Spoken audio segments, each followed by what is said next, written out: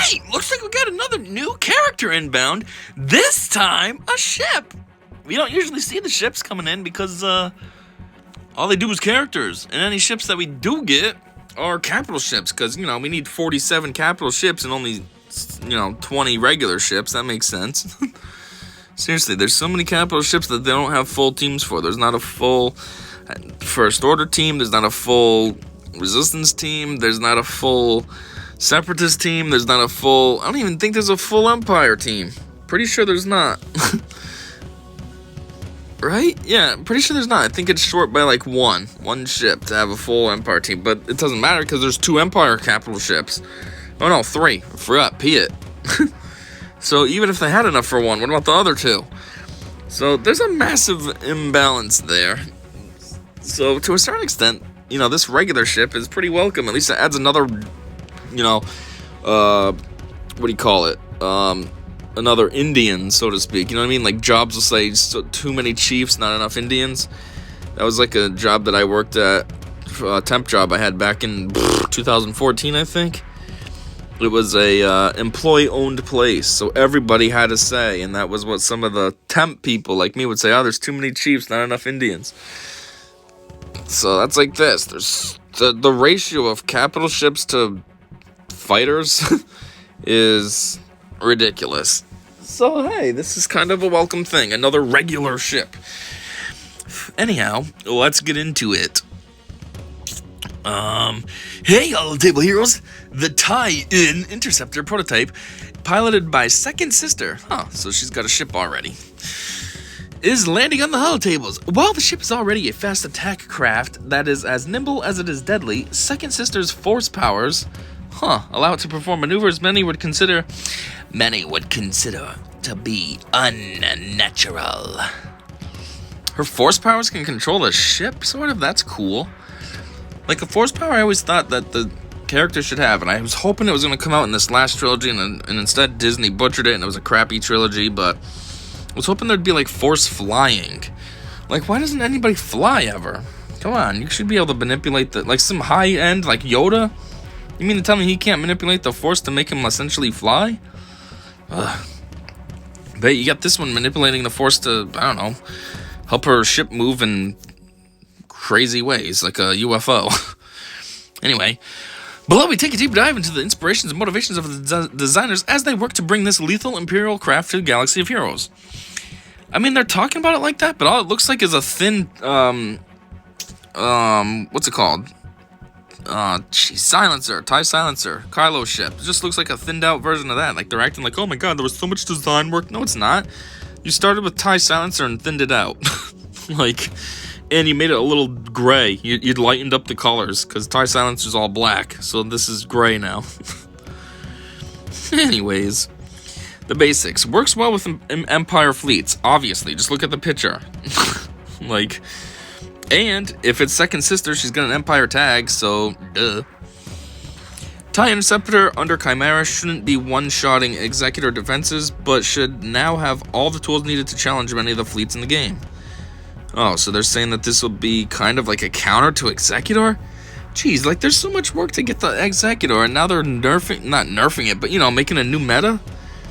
In a way, though, it's kind of cool they're making Chimera better, because something I've noticed is, I think Tarkin's ship is actually better than Thrawn's.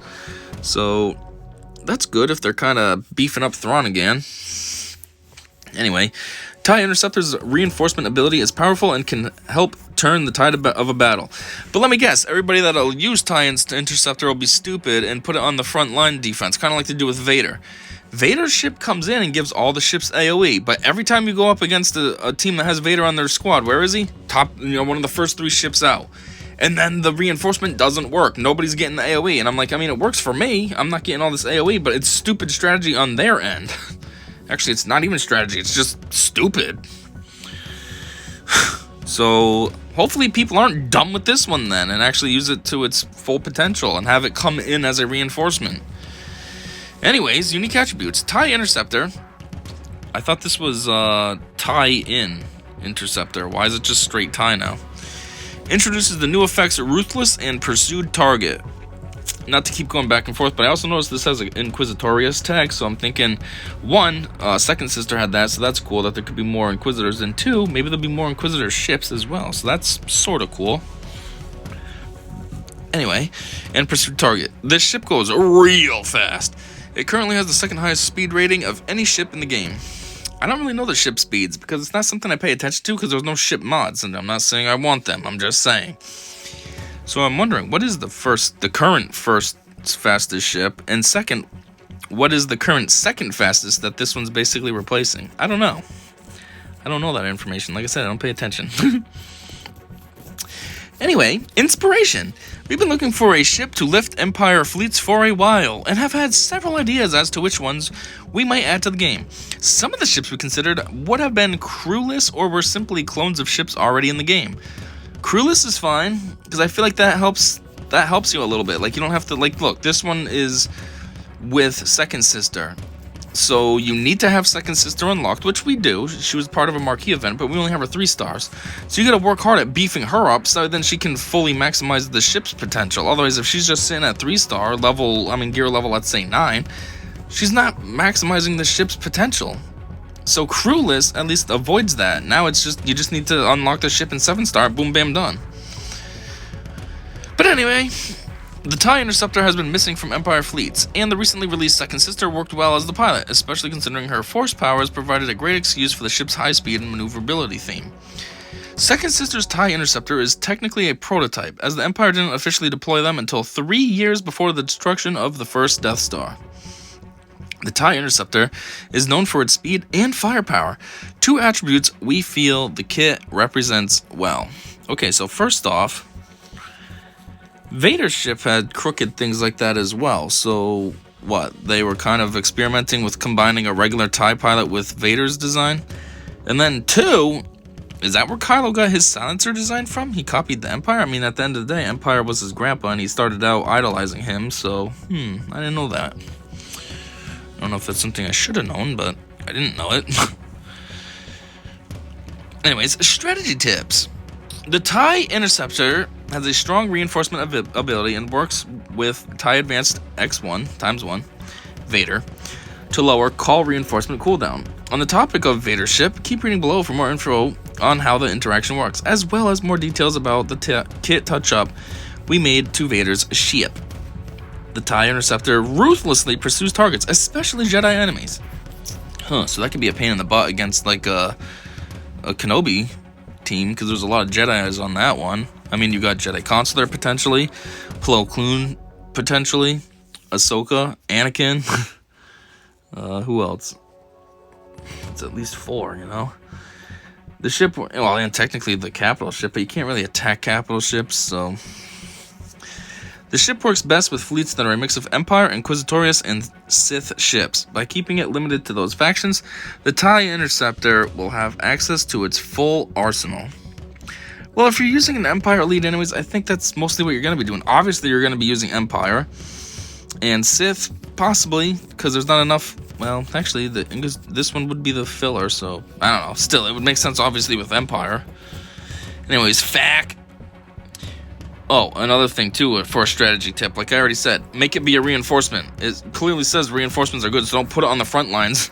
That ship with Vader's ship. Like, that would be so stupid. But how much you want to bet we're going to see that? People just being dumb putting it on the front lines. Like, this TIE Interceptor, the Vader ship, and then, like, Houndstooth or something. It's going to be like, really? 2/3 of your team should be called in as reinforcements, and they're just hanging out already? Really? Stupid. Anyways, FAQ. What does the "it" in "it gains 40% turn meter" refer to when reading the description for pursued target? That is a dumb question. Somebody really asked that? The TIE Interceptor itself, obviously. Not the targeted unit. Why would somebody ask that? That's such a dumb question. Why would they add it to their FAQ? I read that and thought, is this serious right now? This is the ship. And then it says it, the ship itself. Duh! Why does the TIE Advanced X1 have synergy with Second Sister's TIE Interceptor? Vader often worked closely with the Inquisitors while leading them at the Emperor's command. Why did you release the ship immediately after you released the pilot? Because that makes sense. Duh, if the ship's going to have a pilot and we just released the pilot, what are you going to wait for? Oh, we should wait a couple months. Like, TIE Interceptor is the Conquest chase unit, so players will have time with Second Sister before the ship can be unlocked in game. Oh, that's some bullshatzel. They're doing another stupid I hate the Conquest prize things. They take too long to try to get. Yes, I recently unlocked the Razor Crest, but what is it? 5-star. I still have enough to go to make it to 7-star. And then currently I'm trying to work on getting Ahsoka. And now they're going to add this dumb thing. They got Boba Fett, Scion of Django, Ahsoka, Maul, Razor Crest, and now this. Seriously? Ugh. You could have made it a marquee at least, dicks. Anyway, does Vader's ship need to be on the field to get the capital ship cooldown bonus, or can it be in reinforcements alongside TIE Interceptor? Vader's ship must be on the field at the start of battle to get the cooldown benefit. Ew, that's weird. So you're kind of killing his AoE. I'd rather use him for the AoE. I don't care about a stupid cooldown. How has Vader's ship's kit changed? The new final tier of advanced targeting system now reads, at the start of battle, if all allies are Empire, Inquisitorius, or Sith, and tie-in Interceptor is in reinforcements, all Empire capital ship cooldowns are reduced by 1, including the call reinforcement. Yeah, that's not even that good. It's only reduced by 1? Whoop-de-mother effing do. I definitely would rather keep Vader as a call-in, so that way then everybody can get that AoE effect on him. Anyway, yeah, so that's it. Apparently it's a Conquest prize, so that's some trash, but otherwise, cool, I guess. And, yeah, that was Developer Insight, and per usual, please stick around for that kit reveal, because that is where the fun is. And until that one, I have said to see ya.